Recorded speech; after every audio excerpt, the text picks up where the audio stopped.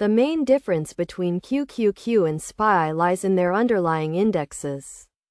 QQQ, launched in March 1999, tracks the performance of the Nasdaq 100 index, which focuses primarily on the technological and innovative markets, with a majority of its holdings consisting of tech-related businesses. In contrast, SPY, launched in January 1993, tracks the performance of the S&P 500 index, offering a more diverse portfolio that includes the largest companies across various industry niches, such as technology, financial institutions, and healthcare. As a result, SPY is considered more reliable, with more market experience and a wider range of investment options.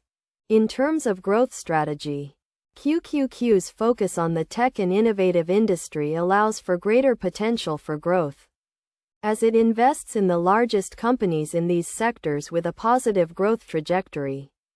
On the other hand, SPY's more conservative growth strategy aims to provide stable, long-term growth, with lower risks due to its diversification.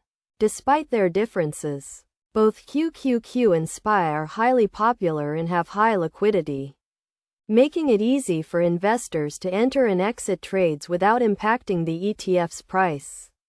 Additionally, they are both passively managed funds that replicate the trend of their underlying indexes, making them easy to manage. When comparing the two, QQQ's niche-specific focus on high-revenue businesses could result in better cumulative and annual returns. However, SPY's diversification caters to a wider range of client needs and preferences.